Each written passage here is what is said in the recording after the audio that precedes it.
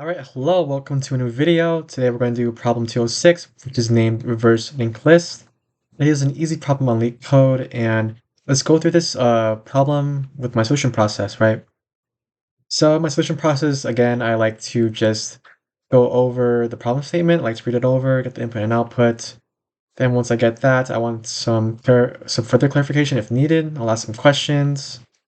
And then once I got the input and output and asked some questions, I like to go through some examples to showcase my understanding of the problem. So, and once I'm done with that, we can go ahead and figure out what approaches we can do to solve this problem. And then when we go through all the approaches and choose the most efficient one, we'll just we'll plan that approach and then implement it. Then we're going to review it, the complexities, and evaluate it, right? So that out of the way, let's go ahead and just explore the problem and get the input and output, right? Um, so yeah, I'm going to read over the statement probably a couple times.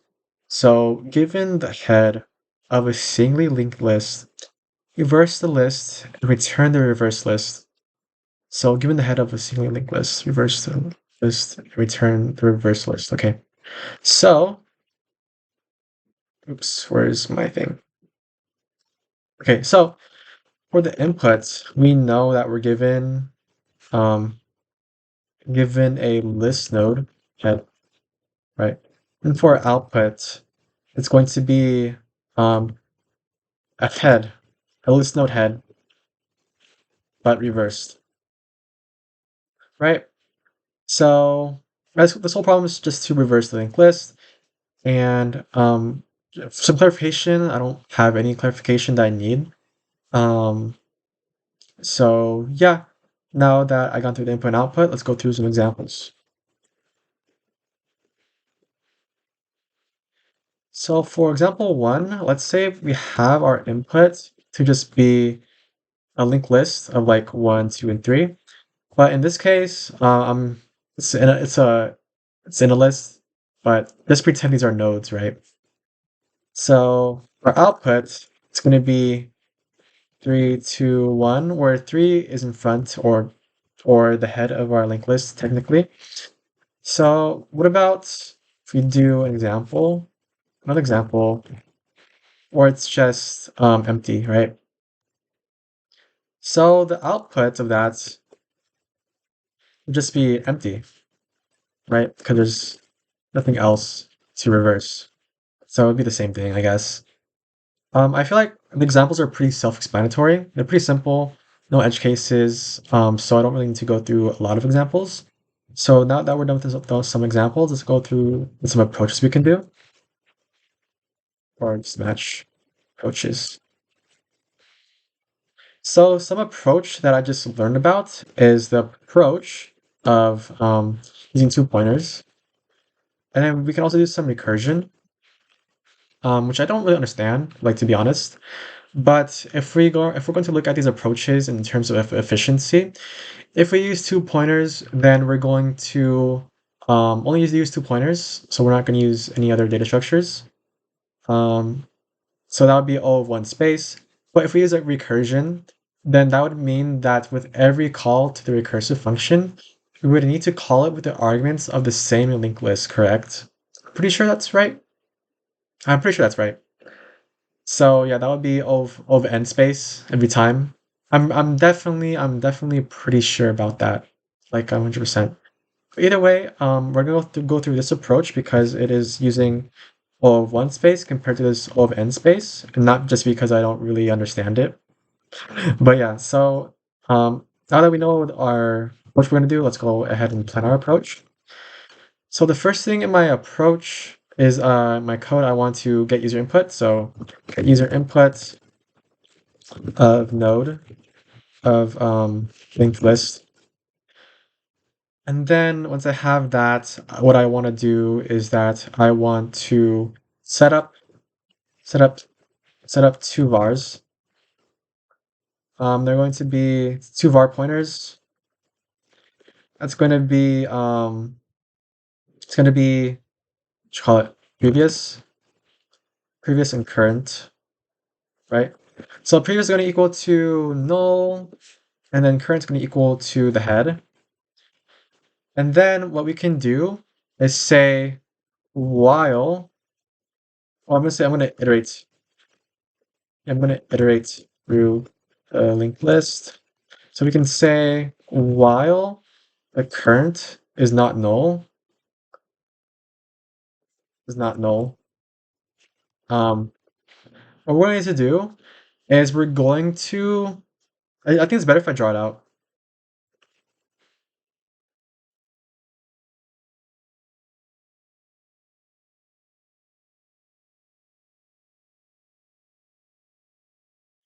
And so in this case, in my example, I had like previous and then current, right? And what I want to do is I want to say this. So while current is not null, I want to say that current dot next is going to equal to previous, right? So the next of current is going to point to previous. But in this case, if that were to happen, right, I would be pointing here to previous, which is okay because if current in this case was right here and previous right here, then current's going to point to previous. Then we would lose the pointing to the next, right? We would be losing that. But if we have another variable called like next right here, then we can say then that's how we can go to the next element, right? Right? So yeah, that makes sense. Okay. And so in this case, when if we have that next pointer, then that's how we will increment current and previous to iterate through the whole linked list. So let's see. This would be current. Oops. So this would be current. This would be previous, and then next would be just be null, right? So the way to do that is we can say oh, okay, so yeah, I was at the point where we're going to create that next pointer as well. Um, yeah, so we're gonna have a temporary variable called next. So next is going to equal to current.next, right? So that's how we're going to kind of do the operation where like P was here, current is here, and we have next right here. And then this allows current, we're going to move current to where next is, right? So current next is going to point to previous, right? And at this point, we can say that current is now going to point to next. No, we have to say that previous is going to equal to um, current, and then we have to say that current is going to equal to next. So yeah, that's how it's going to work. Yeah, I'm pretty sure that should work. And then in the end, after this while loop is done, because if current is null, so for example, I just do this. Oh, cool. So if current is done, so like current's right here. Oops.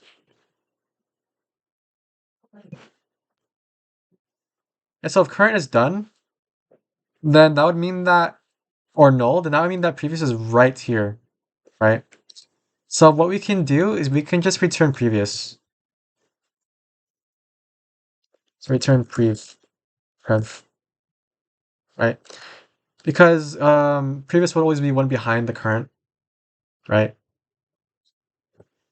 So that makes sense. So in this case, we would have a array like this. Okay. So yeah, now that we got the plan done and we kind of foolproofed it by drawing it, like how it would go step by step, let's go ahead and implement. So before we implement, just like in a case where like we're not given like the list node, let's just create the list node class, the class list node. It's obviously going to have the value, I guess. So def init, it's gonna have self and then it's gonna have value equal to 0, and then that's next is equal to none by default. But self.val is gonna equal to val, and then self.next is gonna equal to next, whatever we're given. And yeah. And then before that, we need to create a main function. Def main and pass it for now. Then we're gonna run main in the program itself. And then in this case, we have to, for user input, we have to, yeah, I'm just gonna hard code the user input, right? So for a test case, I guess, test case 1 is gonna equal to a new list node, right? But test case 1.next, oh, I'm gonna give it a value of 0. Then test case 1 next, it's gonna be a list node, value 1, and then that next of that going to be a list node with value 2. So in this case, it should be like this: 0, 1, 2.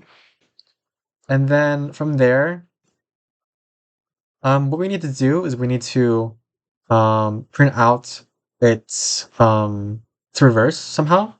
So what I can do is I can create a print function, so print linked list, and it's going to take in the arguments of the head of a linked list. And then what we can do is we can say print, we're going to print out the head.val, and then we can say, oh, I'm gonna make it recursive. So not right. And then what I'm gonna do, yeah, I'm gonna say if not head, then I'm going to basically return none. But we're gonna print the head value, and then we're going to call the same function with head.next. Okay, so that should work. So this is how we're going to see if it's reversed or not. And then now we're going to print out print linked list test case 1. Oh wait, after we call the function to reverse it. So what I need to do is I need to make a function called reverse linked list. So I'm taking the head, right? I'm going to pass it for now. And then to actually see the result, I'm going to call a reverse linked list with arguments of test case 1. Then once I got that, I'm going to print out the result of that by calling print linked list, and then that should work. Okay, cool.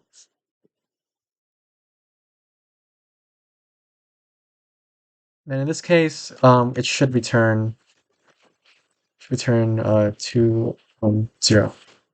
Okay. Okay, but we haven't even coded like how to like do this yet, which I should have done it looking back at it now, but we're doing this live, so there's no time to go back in time, right? So yeah, so we're gonna follow my plan completely now. So we already got the easier input of the linked list. Then we're going to set up 2 var pointers. We're going to set up 2 pointers, previous and then current. They're going to equal to null, previous is going to equal to null, and current's going to equal to head. Okay.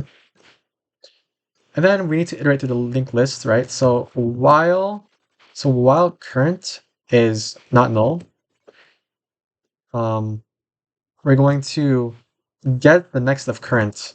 So next is equal to current.next. Because remember how in this example I said like once we do this, we won't have this, but if we have like a next pointer, then we were able to go here somehow, like in the code, right? So we need to do that. So next is equal to current.next, and then we're going to say that we're going to start reversing now. So reverse now, and we have to say that current.next is now equal to previous, and then Now after that, we need to increment, we need to continue iterating. So we're going to say previous is going to equal to current now, but now current is going to equal to next. So that's how we're going to loop or iterate through the list. And then out of this loop, once we're out of it, that means we already reversed the list. So what we can do is we can return previous. Because previous is one behind current, so if current is null, then that means that um, previous is right here at the last node. And that last node is pointing out like that, right? So yeah, it makes sense. Now that I have this code up and running, it's coded. I think it's coded correctly. What we can do is we can just test this in driver code. So with the example, okay, so it works. Let's do it with a. I think this is fine. Okay.